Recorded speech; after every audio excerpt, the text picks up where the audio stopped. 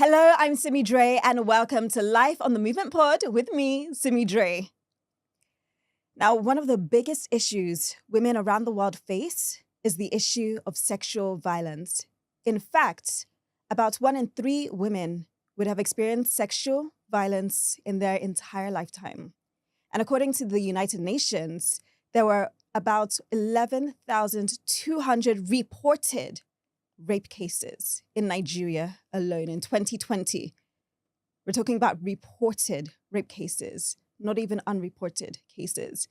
Despite the fact that women still suffer from this, despite the fact that this is still such a global epidemic, many victims, many survivors still face shame and victim blaming. Regardless, we do have such a survivor with us today who not only found the strength to share her story, but went on to found the House of Fatima, which is a foundation for sexually assaulted girls. Please help me welcome Fatima Ada Ishaku. How are you doing? Hi, Simi. Thank you for having me. Thank you so much for coming here. It's a honor. Yes. Thank you so much. And Thank you. it's incredible because I've read a bit about your life. I've read a bit about your story as well. And the fact that you're here today, you're here strong, you're impacting other people despite what you have gone through is truly something that's so honorable. Thank you so much. It is. Thank it you. is. Thank you. Yes. Thank you so much. Thank you. I'm so honored. But tell us about, your life growing up in your family. Okay. My name is Fatima Ada Ishaku. I'm the author of the book I Called Him Dad, which is based on my true life story. I'm founder of House of Fatima for Abdul's Girls Foundation. And I grew up with a man that I thought was my biological father, who defied me from the age of 5 till I was 14. He made my mom hate me. He made my mom treated me so badly. And my mom didn't understand how I became a violent girl. I used to be a very calm girl, but later I changed. I became violent. I started running away from the house before the age of 11. And she didn't know what I was going through. But not knowing I was being defiled by her husband. And one of the things that he did was to threaten me that if I tell my mom, he's going to kill me, he's going to kill my mom. He has this figurine that represents me and my mom.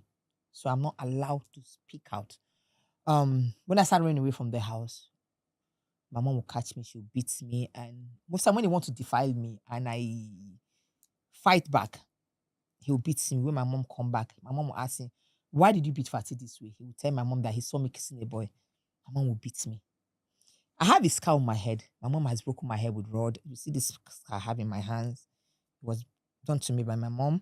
My mom will cut my vagina. She will put pepper because she believed what her husband told her about me. So I was going through this rape without nobody to talk to, nobody to rescue me. And it was going on till I was 14. I wasn't even 14 when my mom found out I wasn't a virgin. And that was when she knew that something was wrong. And I told her that her husband was the one defiling me. And it wasn't funny. That was when she knew that was when I knew that he wasn't my biological father. Because when he came back from work, what happened? Okay, let me just tell you what happened. I used to do a run of supply for my mother. Like Milo bread. We live in the army barracks, Maryland. And that day I went to do a run of supply. I came back a little bit late because I was an officer that bought things from me. So I didn't have change for him. So I have to go back later. When I went back, they say he has gone to the field. So later I can get my money. I went back home. So my mom used to go to Mushi Market to get things that she sell. Before I came back, she always locked the door, but left the kitchen. The kitchen is always outside the house. Then she didn't padlock it. So I just secure my sales for that day, wore my uniform. She didn't even leave food for me. Took Gary, went to school. When I came back, my younger ones greeted her, she answered them. I greeted her, she didn't respond. She told them they have a take-home assignment. They said, no, me, I should just stand there. So she locked the door. The room and a parlor. So she locked the bedroom door. Told them not to come and just close it. And why did you come back late from your sales? I tried to explain. So there's a table, then she has a cane, and she has a little shot of glass filled with liquid inside. And I was trying to explain to my mom, she didn't listen. She just, okay, pull your clothes, lie down.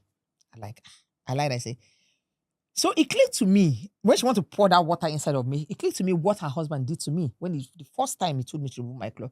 I said, "What do you want to pour inside of me?" And she said, "It's water." And one thing I know about my mom, she will not lie to me. So she poured the water, and the water went into my vagina. She now shouted, "Oh, so you're not a virgin?" And that I don't like remembering that part. And I like, "What's a virgin?" Even at the age of 14, I didn't even know what a virgin was. She now said, "As if I tell you, you will die, and I will die." So before she raised her, that one was the first time I looked my mom into the eyes. She raised her, she wanted to hit that when I heard her. I said, "Don't hit me. I think if I tell you, you will die and all that." I said she won't die. She tell her. That's when I told her that I was my dad. She's like, "Hey." And I explained everything. So my mom was crying. So why didn't you tell me? And I told her, I said, "You remember the day you cut my hand? You told me to bleed to death." I said, "Yes." I said, "I know what I told you." She said, "Well," I said, "I told you that the day you find out that everything dad was telling you about me were all lie, you cry your heart out." He said, "Yes." I said, "Daddy, he raped me." I said, you just hate me, you just maltreating me. I've tried to commit suicide so many times. So many times, not once, not 5 times. I fall into depression. I became an alcoholic. So when he came back from school, I thought he was my dad. I said, "Answer his name." My mom said, "Go and eat, take your bath and stuff like that." I was sitting outside at the staircase. I'm surprised I didn't die. My mom was still alive. So when he was coming back, he just saw me, say, "Hey, Father, how are you?" I didn't respond to him. I just eased. When he got into the house, my mom grabbed him. I said, "So because Fatih is not your daughter, that was why you were raping her." So how God will have it now? He didn't deny it.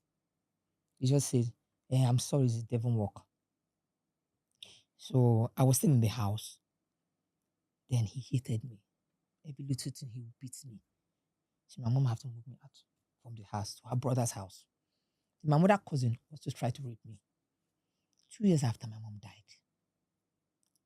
Then you have to come back to the house to take care of my younger ones. Then that was when the rape started all over again because there was nobody to protect me. That's how this man was defiling me. He will not just defile me, he will spite on me, he will beat. Sometimes he go to get drunk, vomit all over me, tell me that I stink, I smell. He was raping me. I don't have any option to become a club girl. I started running away from the house. I started running away from there. I just go to club. That I became a drunkard. That was the journey of my life. That was when later I met Mikel Avantaro. That helped me. Um,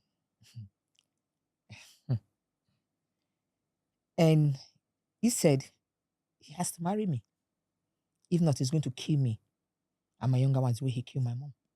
I like, no. So I had no any other option than to go and report him. But I couldn't tell the officer that he was defiling me because I was scared. I just said he wasn't giving us feeding money. So they invited him.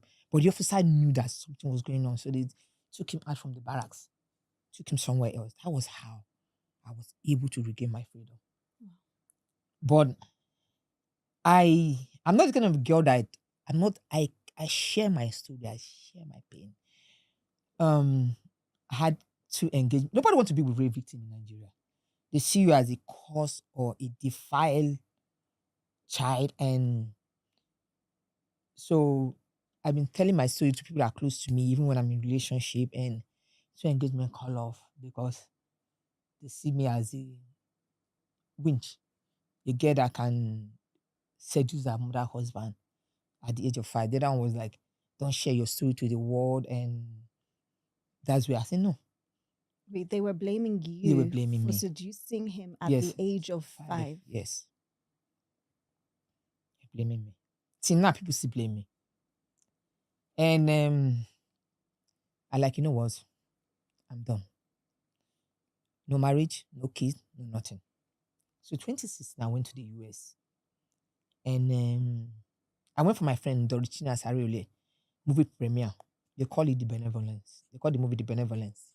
And it was happening in Orlando, Florida. So during the showcasing of a movie, there's also an actress, a popular actress, Doris Simon, also showed her movie on that day. And her movie has to do with malaria and rape, where her father raped her in the movie, and later the child died of malaria. So it was time for question and answer, and people were only talking about our parents in diaspora were talking about malaria. Oh, what is malaria? Malaria is killing our children in Africa, our parents in Africa. What are you going to do? Nobody was talking about rape. Even the parents in diaspora, even African parents in diaspora, are not even talking about rape. And I was so angry. I became so pale immediately. And that was when I raised my hand. And the owner of the where we had event, they call it Three Mass Gallery. And Uncle Tim said, give Fatima the mic. And I said to them, they gave me the mic, and I said, I'm sorry, but this movie is not just about malaria. There's something that is worse than malaria. Malaria, now you can go and buy drugs and take and you'll be fine. But there's something that is more dangerous than cancer. And nobody's talking about it. I'm even sure that our parents in diaspora are hiding away from the truth. And that is rape. I said, look at me. I was a victim. And I shared my story, and I was an American professor. Say, you're going after the event, he just called me and said, you're going to write your story. I said, hell no. I'm not going to do that. He said, why? I said, do you know what it cost me? For just few people to know about my story. Some of my friend mother that knew about my story told my friends to keep up from that I'm a winch. I said, you want me to come write my story for the whole world? Then he said to me, is how is rape in Africa? I said, bad. He said, are you happy? I said, no. He said, do you want to help somebody? I said, yes. He said, you can do that by sharing your story. He said, I'm going to give you all the support. And I told him, Prof. Rafi Jassa, I told him, I said, I can't. Writing my book is like you playing a movie of all the abuse I went through, all the rape and everything, and you want me to share that? He said he's going to do it. So we started. It wasn't easy. And we done everything, we're recording it. And I came back to Nigeria. We finished recording, I came back to Nigeria. And my writer then, Howard Wright, passed because he had cancer. And I said, good, I don't want to do it. But before he passed, he told me, he said, Fatima, if peradventure I died during this cancer battle, you have to promise me one thing. You have to get this book out. So, and when I said, oh, thank God, I'm done, and something clicked, I say, remember your promise to Howard Wright. And Rafi Jassy called me, I said, remember your promise to Howard Wright. I said, whoa. I said, okay. And I called one of my uncle Lawrence. I said, you know what? I need to write this book. How will I go through? How will I do it? Now I can't because everything, even that was flawed, all the material got spoiled in his house. So I don't have my material anymore. So I'll push it through. And I didn't want to publish this book in Nigeria because they will not know the value of what I want. So that's when I started. So I just locked myself in my house more than 3 months. I didn't see anybody. I made sure I have everything I need. I didn't talk to anybody. I started writing my book. When I got a guy, they call him Alexis. He edited it. Then I got a publishing house in America. That's how I ended up publishing the book. And that was when the second trauma started because I started speaking out on so many platforms and I got so stigmatized. I got so bullied. And people said I'm lying, I'm looking for fame.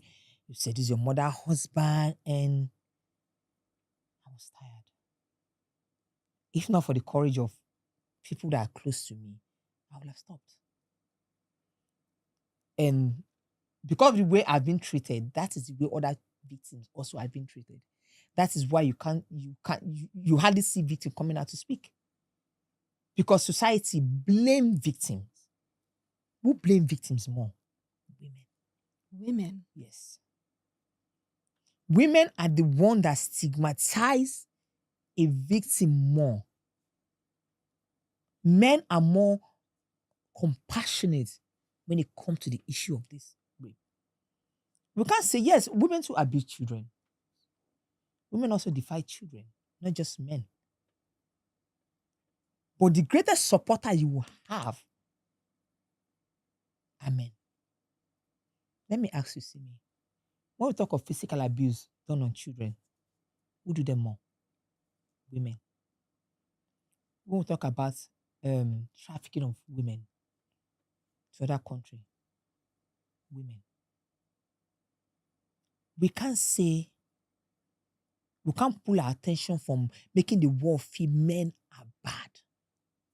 No. The same women that abuse children, that stigmatize children, that don't badly physical abuse on children. These same women are the same women that carry a placard all over the place. Hey, say no to rape, oh, say no to rape, oh, gender-based violence against children and women. These same women. These same women are the one that will call victim and say, okay, do this. If you don't do this, we will not do this. Women. 80% of my supporters, people that have helped me to fight this battle, are men. If I want to stop, I will have stopped the way women stigmatize me. They don't even want to be your friend. They want to talk to you in private, not in public. And they say, okay, the men are going out with you because they want something. No. No. They understand what it means because they have daughters, they have sisters. They understand what it means to be a father. We should stop labeling men as monsters. Yes, they have. Same way they have some men that are monsters, they also have women that are monsters. Children get defiled everywhere. In the hospital, in school, in church. No child is safe anywhere. So if we don't deal with rape in the right way, Simi is going to get worse. It's going to get worse. Yes. It's going to get worse. I'm actually so shocked that you're saying that it was mostly women that were attacking you for telling your story. I had absolutely no idea. Yeah. But I mean, you know, after you did tell your story, after you did write your book, because you have siblings, you still have family members. Yeah. How was the response from your family? Did you get the support from them you needed, or was it something else? Firstly, I have my mom have children for my stepfather. Firstly, it wasn't a good response. It wasn't a good response. They didn't want it. It was their father's name. Their father was involved. So they want, but later they became like supportive and I'm trying to make them understand it's my life. You can't be protecting your own marriage and I can't share my pain. But I need to get healed. Because the more I speak about it, the more I get healed. Your dad has done so much damage to my life. Do you understand? I get support from my own biological sister and brother. You understand? When it comes to this issue, they encourage me, go ahead and do it. But later they became like, okay, and their husband gets to know about it, their wife gets to know about it. So they start supporting me. But formally, it wasn't. Everybody just kept protecting their own marriage. And what did my husband find out? Why would Fatih tell the story? It's my pain. You're not there when your father destroyed me. You don't want to support me, leave it, but I'm going to share my pain. But they have no other option than to support. Because at the end of the day, your marriage is intact. So you have to support. So, but my mother family didn't want me to write it. Even while my mother died, they never supported me. They never gave me a dime to eat. They never helped me. And you come, mostly my mother's husband, I'm going to call him out. His name is Uncle Tony. You coming out and telling me that, oh, you shouldn't write your story. You shouldn't talk about it. It's not a good thing. It's a shame. Where were you when my mother died? Where were you when I was suffering? Where were you? Everybody abandoned me. I had to struggle. I had to drop out from school. I dropped out from school. I became wayward. My God. Sorry. It's okay. I became wayward. I became a club girl. Where were they? So you coming telling me that I cannot write my story because you want to protect your Diribe name? Where were you? Nobody was there for me. I was saved. I had to go back to school through a pastor that had to send me back to school. That's how I became a graduate. I was mocked. See me, I don't pray for anybody to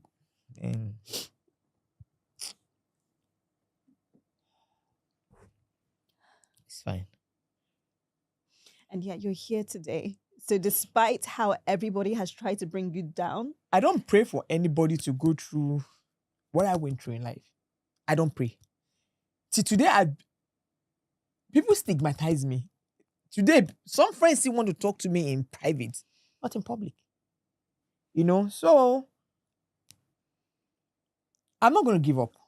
You understand? If I want to look the way I've been treated by people, I will end this thing. But I won't. I know what I went through. I know how I suffered.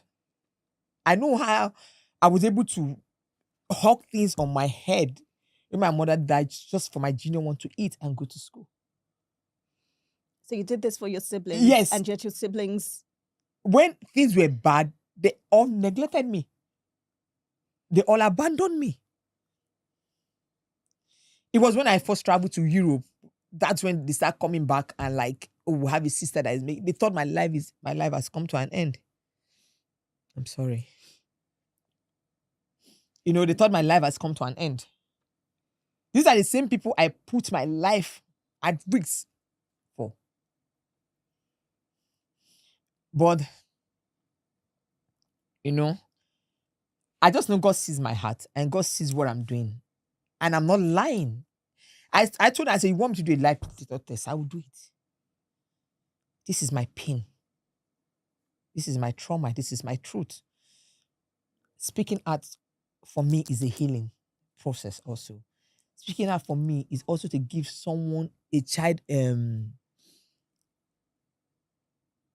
place, a safe place to speak. Look, you can do it. My story might not be what someone else needs. It might be your own story, see me, that someone else needs to get inspired. So when I share my story, I'm not sharing it because of pity or this or that. I'm sharing it for you to understand this is what is going on in our society. That parents, you need to be vigilant, you need to be wise. Because rape is going to get worse. If something is not done, it's getting worse and worse and worse. It's going to get worse. And right now, it's no more women, children, female, child. The boy child is being sodomized. Now, if you think you're going to be protecting your female child, neglecting your boy child, you're in trouble. You're in trouble. So you have to protect the both of them. Sex education needs to start from the house, not in school first. If you don't teach your children the right way in school, in the house, they will teach them the wrong way in school. Rape is deeper than you think, Simi. It is. And it's going to get worse if something is not done. It is because of apart from the physical aspect, the emotional scars. And you mentioned it started when you were 5 years old. You were a child. You were a baby. I just want to know your mindset. And I know it's not been easy, and I know it's still not easy now, but like there's so many people who are going through this situation who feel stuck in their holes. You mentioned that you went into alcohol, etc., and yet you're here stronger than ever. How were you able to get through, the darkness to become this beacon of light you have become for so many around the world? When the rape started, I was like, what is it trying to do to me? But that pain,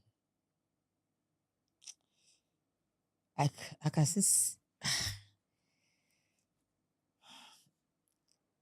I don't like talking about this, but it's like I'm seeing it, and the smell of his alcohol.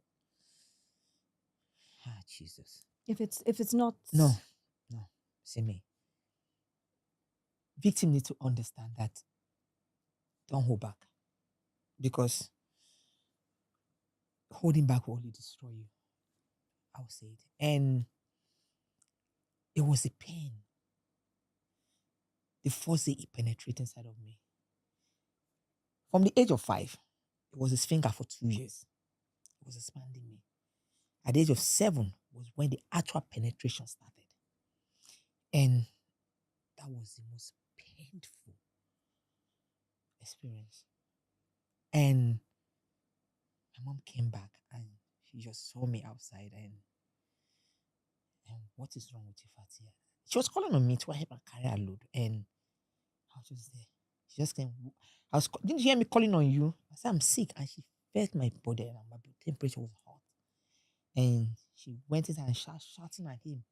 She said, Fati is sick and you're here reading paper. All you do is to drink alcohol and stuff like that. She gave me painkiller, aspirin then. Feel sick, go and take your bath. And I went to the bathroom, I was still bleeding. And I had to wash. And I was scared. What he told me, tell your mother, I'll kill you and I'll kill your mom. I always have this little knife with him that you just bend. You have, like, I'll kill your mom. And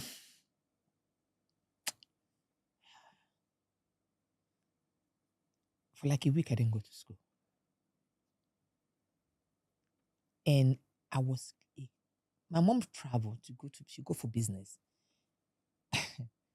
I was a sex slave. Let me not use rape anymore. I was a sex slave.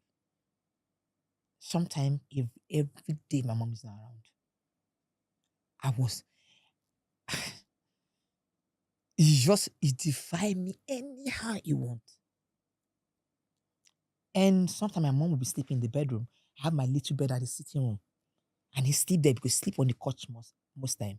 He defied me. I don't know what he gives to my mom. But later I find out that I think my mom knew.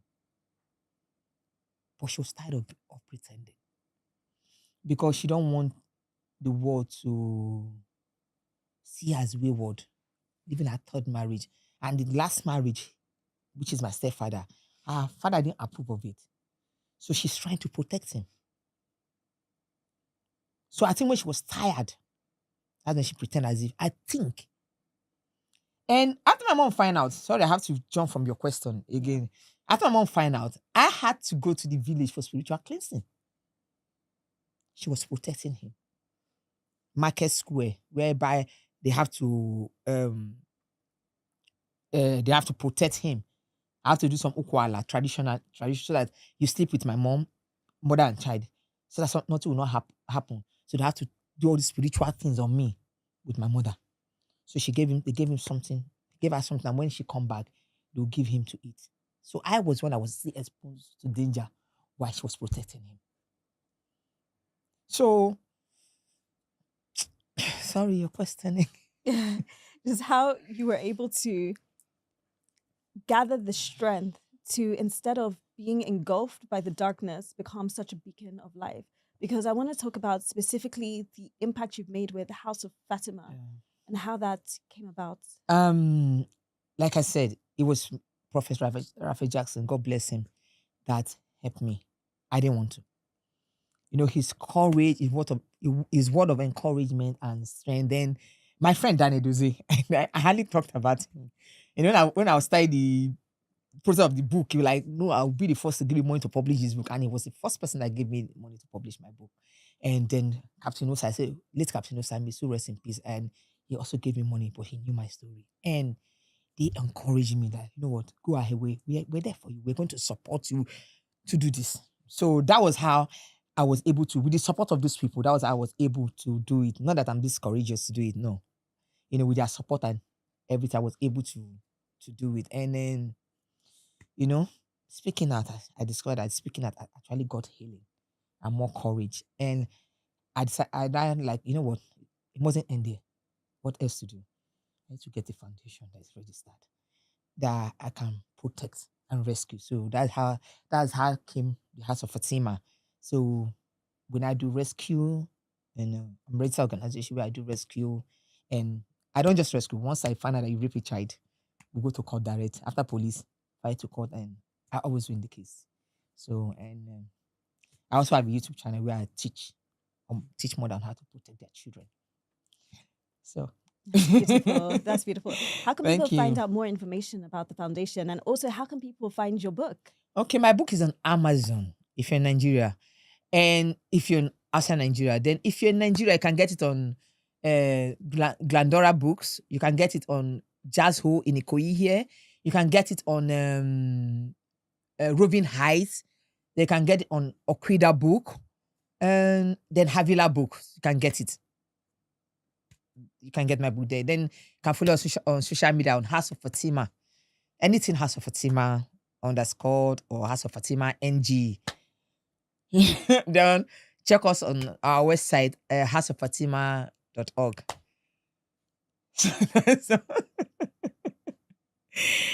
That's all about. That's all about Fatima. So if I don't remember anything about, if you Google Fatima Ishaku, you can just get more information about me on Google. Definitely. Yeah. Definitely. Hmm. So you mentioned how you have been criticized, you have been stigmatized for telling your story. Hmm. People watching this, how can they support victims of sexual assault generally? How can people start changing their mindsets towards victims? I should look at you at the camera. Oh, anyone is fine. Please stop the stigma. If someone come out and say, you know what, I'm a victim. If you don't have anything to say, just hug them. Don't stigmatize them. Don't, because you're causing more damage to them. If you stigmatize a victim, you're not different from the person that raped the victim. You're not different. So, if you don't have anything to say, hug them. Help them go to the police. You know, if you're scared to go to the police, please reach out to me. Reach out to me on our work line 080-571-20299. Reach out to me. I will help you. So please stop the stigma. Women, stop the stigma. It's not all about carrying placard. Be truth. Be the mother that God has destined you to be. And stop the stigma. Stop. You're causing more damage than good. Like I said, if you don't have anything to say to a victim, just hug them. Everybody need a hug. That comes from the heart. Everybody does. Everybody does. Yeah. You mentioned, you know, these women especially should become the mothers that they should be. But I mean, how has your experience impacted even your relationships with, you know, members of the opposite sex when it comes to marriage, when it comes to wanting to start a family? See me, I'm not yet ready to get married or have children. I'm not healed on that part because I'm scared. What if I get divorced like my mom? My mom married 3 husbands, and we're like, oh, she's just like her mother. And sometimes, will history repeat himself? Will what happened to me happen to my daughter? So I'm not mentally stable right now for that institution. I'm not.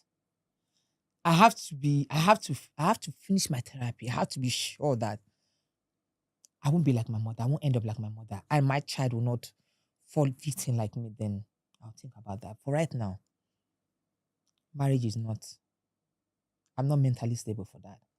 I don't want to go into a home where I will cause an innocent person pain.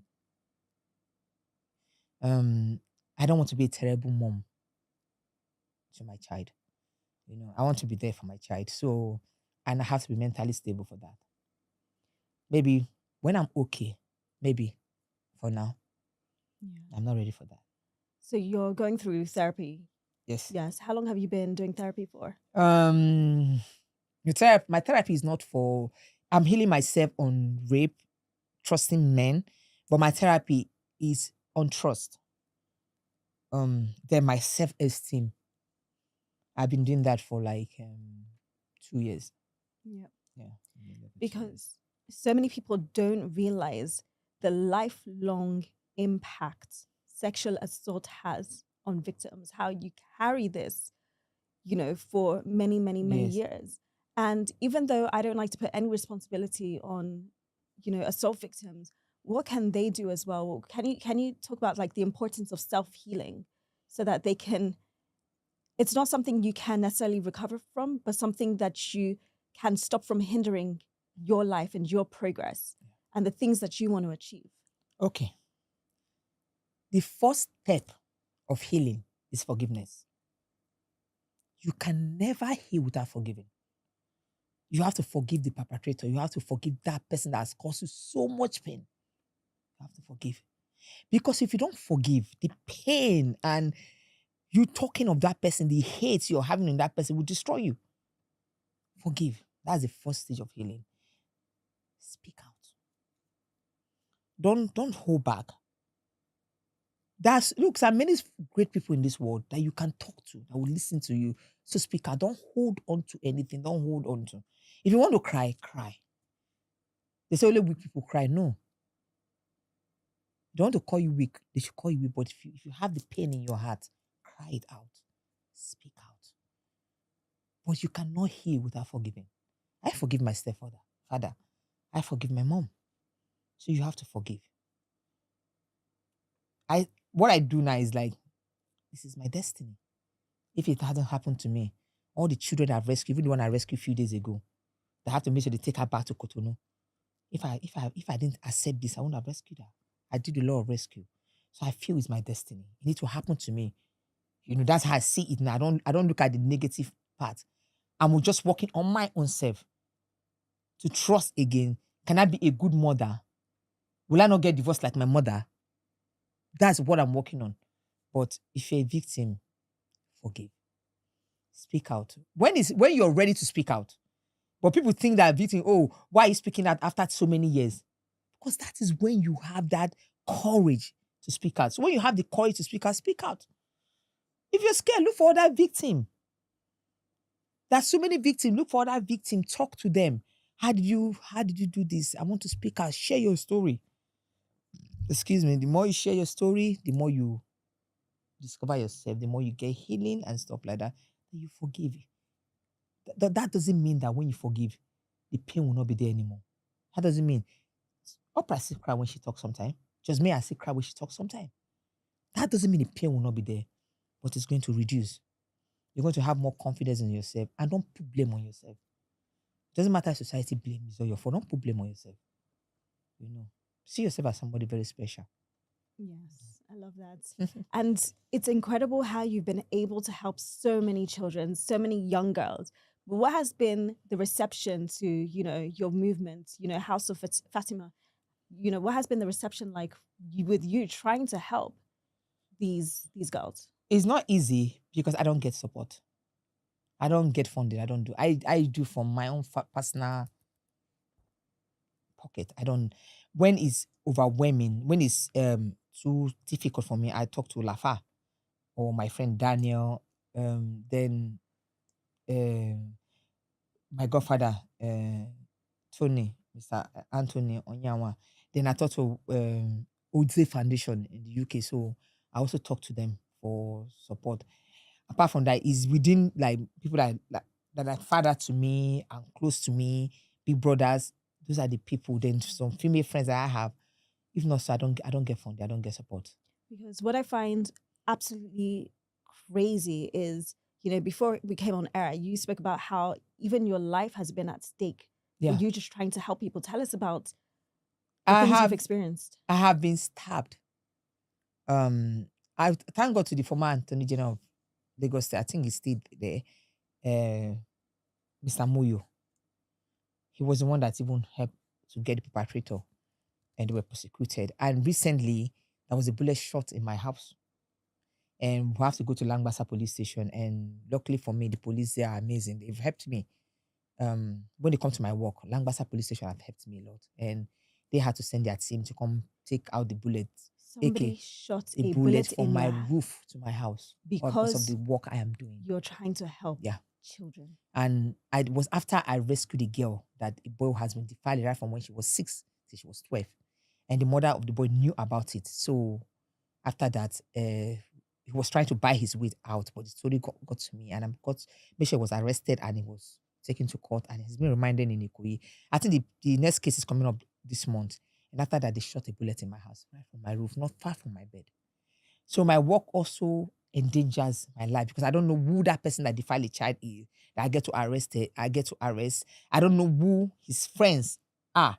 So, but at the end of the day, I've been protected by God. So, like I said, if doing this work will take my life, glory be to God.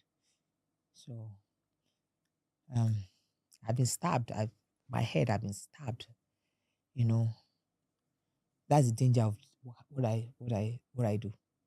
So those things I don't post on social media, but some of them I put in my documentary. And when the time is right, I will put it out there. But our authorities are new about it. Like the bullet, they came from Langbasa, took the bullet, and the hole is still in my house. So but that is the life that I choose. But people don't know how difficult what I'm doing is. Where I live, I can be that bold to go and do what I'm doing and rescue. I don't care. If you take my life, I don't care. I'll do what I want to do. You know, you can shoot 1 million bullets. If God said I will die through the bullet, if God said nothing, nothing.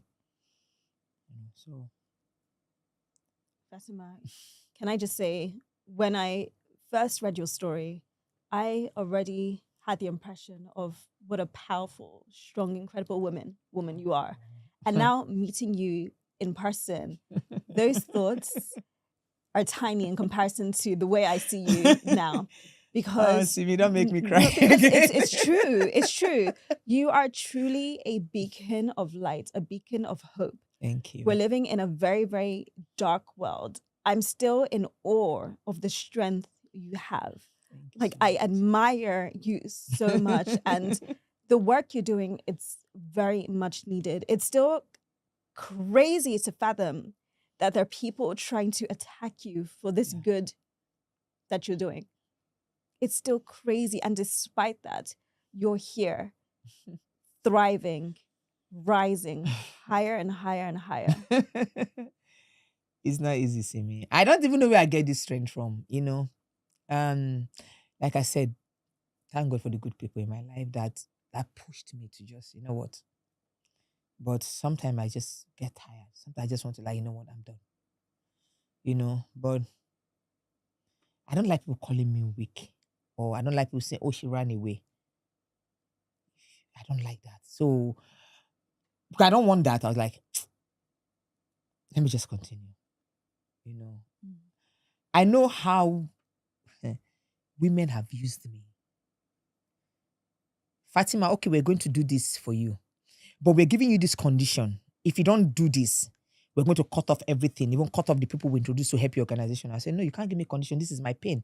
I went through alone. They will cut me. So imagine a victim that don't have anything to fall back on. What will happen? Which is why, especially here in Africa, we really need to change our mindsets when it comes to survivors and victims of sexual assault. We need to change our mindsets from one of blame, from one of victim shaming to one of support, so that we can eventually eradicate this disease, this sexual violence against women. We need to come together and actually do what we preach. Exactly. Because none of us wishes this on ourselves, on our children, on our sisters, on our brothers. None of us do. And it's time for us to actually be supportive, lend the support that these survivors need. Fatima, once again, thank you so much for being here today. Like I said, I'm still in awe. Thank you for having me. I'm still in awe. Thank you for giving me a platform, an opportunity to also share my story. And I pray that someone get inspired by this and someone becomes so courageous by my own story and say, you know what, I don't care what they throw at me. I will speak out and I will be supportive. You don't have to be a victim to be supportive. You just have to be, you can be anybody. You understand? Just support victims. Prayers, hug, word of encouragement, and I will be fine. If you don't support, it's going to get worse. People will be scared to speak out. That's why a lot of people are silent because stigma. Where will I go to? If I'm stigmatized, where will I go to? If I speak out, you know how many people are being defied by their father in the house? They can't talk. Where will they go to? Which house will they stay? See me? I just pray God that one day we just woke up and we'll find out that we live in a world where there is no rape, no violence, no abuse, no stigma, no depression. And I meet a lot of girls that are drug addicts and they are victims of rape by their father. And I say, share your story with me. No, Fatima, I can't. Let me just live my wayward life. And they still do that. But I'm here. Like I said, I've attempted suicide so many times, but at least I'm here today. Yes. Thank goodness You you're know. here today. Yes. Thank you so much. Thank you so much, Simi. Yes. Thank you for having me. Oh Of my God. course. Thank you. One of the section I enjoy most. Yeah. Thank you so much. Thank you. You And- really made me shed a little bit of. And me as well. Thank you so much. Yes. Tears is also part of healing. It's That's part what of people need to healing. understand. You just, no matter how small it is, just bring it out. Yes. You feel strong after that. And thank you so much to our lovely viewers for joining us on this episode of Life on the Movement Pod with me, Simi Dre. Please don't forget to follow us on all our social media handles to keep up to date with all our episodes and all our guests as well. We'll catch you same time next week. Till then, bye.